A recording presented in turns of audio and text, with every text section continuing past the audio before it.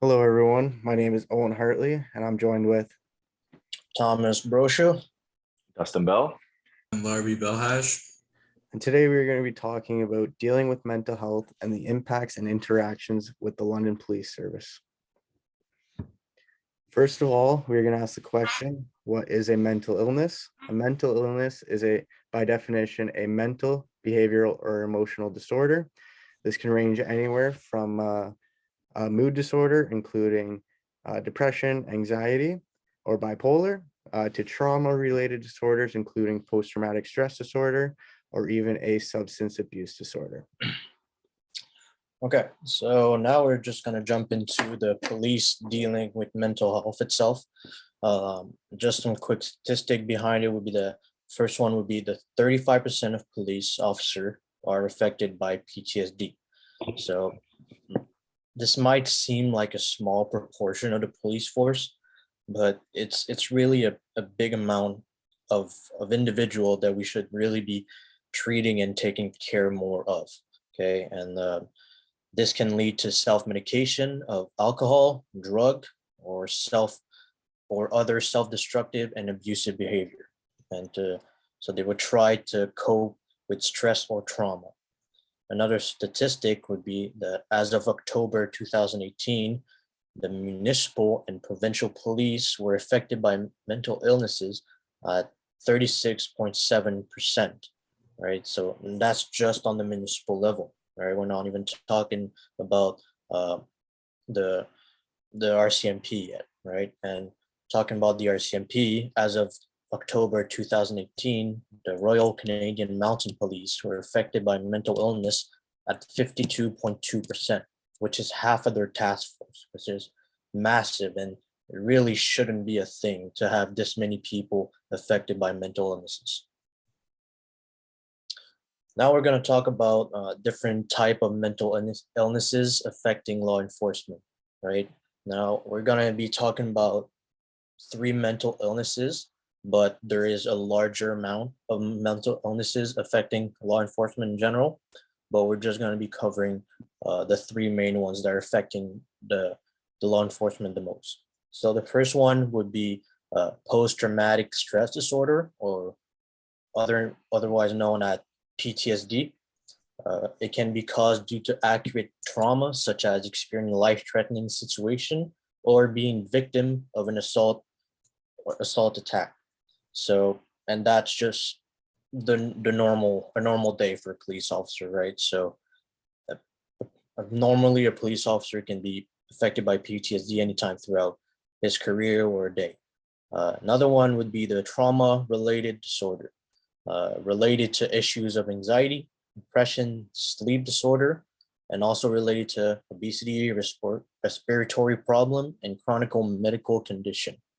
So trauma-related disorder would just be really if somebody or an officer has gone through trauma and then got a disorder after, right? There's a certain difference between that and the PTSD. And after that, we have the substance use disorder, using alcohol or drugs after a long day of work to escape the trauma exposure caused by the job, right? So police officer would come back after a long day of work, and then they go straight into alcohol or drug just to feel better about their day that they had, and they had to see certain crime scene that were really affecting them mentally. Proper mental health police training.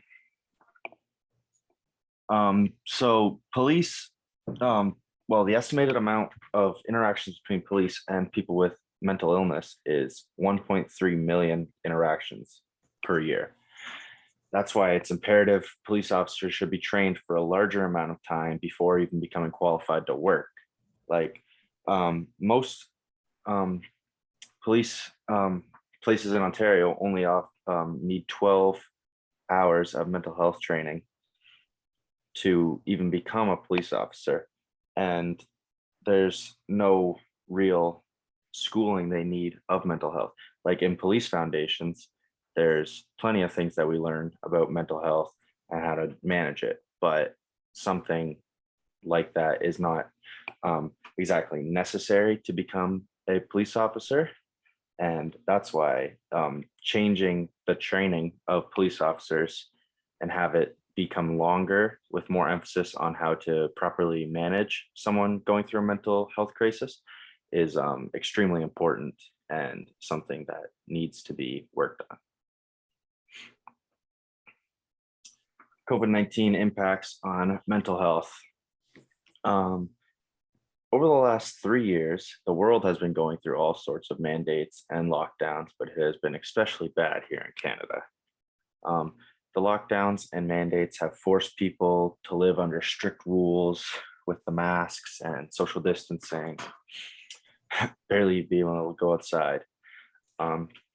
Living at home, being isolated from friends and family is a very dangerous way to live. It's extremely hard on the mental health, and it's really not good for anybody. That's why COVID was really, really hard on a lot of people. It was especially hard on people with children when they had to deal with both managing their own work life and their children's school life instead of just being able to send them to school where they get their proper education. Children had to learn from home. They needed internet and all sorts of things just to be able to have basic the learning ability, right? So now we're going to talk about mental health in homelessness and interactions with police officers. Approximately 30 to 35% of homeless victims experience mental illness. The main interactions homeless people have with police officers include where they eat, sleep, rest, or panhandle, use of legal drugs or alcohol. And one of the main ones is when a community member calls 911 and the police officers have to respond to a call about a disturbing or troublesome behavior of a homeless person. And most of the time it is not a problem. It's just related back to mental health issues. So how can the police negatively impact relationships with homeless people? To start it off is relating back to that list of interactions. It can cause physical or emotional trauma if it is not handled properly by a police officer. It can ruin trust or how they view fairness of how they are treated compared to a regular community member. And it will affect their ability to ask for aid or help if needed if trust is destroyed. Some of the results of a negative interaction between police and homelessness is homeless people with serious mental health issues and police interactions, about 62.9% to 90% end in an arrest, 28.1 to 80% and in a conviction of a crime, and 48 to 67% end in a homeless person ending up in prison. Some positive reinforcements that are currently ongoing in the London Police Service and we need to expand upon is reoccurring interactions between both health and social services. This includes a trained professional going maybe once a week, setting up a stand or something, and just evaluating every homeless person just to be sure that they are healthy both physically and mentally. Another one is being a better feeling of public safety and feeling of security from the police service. Another one is creating better individual bonds between both law enforcement and professional members of the community, because you need someone to trust when you need to ask for help or aid in a dangerous situation. How London Police Service can improve interaction with homeless people.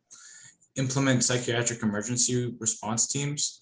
All across the world, these teams are starting to pop up. They're trained specifically to deal with victims of mental illness. So they're specifically there to help homeless people suffering from mental illness, any situation, to help the police deal with it. And the main way to help them is to improve police training. This means spending more time in the classroom, reading more about situations, understanding how to handle them. No one with mental illness or being homeless should have a weapon pointed at them at all. Suicide risk interactions with police. Suicide is a major issue in the world right now, with 1.4% of death worldwide being from suicide. Police services should expand their suicide prevention unit. Some ways they could do this is by creating presentations for schools, elementary, secondary, and post-secondary schools. Research indicates that there is a higher risk of suicide among working police officers as compared to retired police officers. Additionally, the suicide rate generally decreased as years of service increased, and the highest rate was among officers with 19 or less years of service.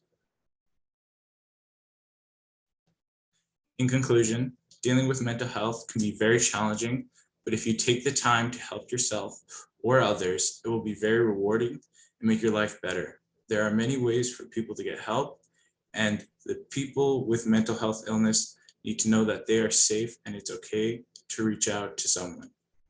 Thank you for watching our presentation about mental health.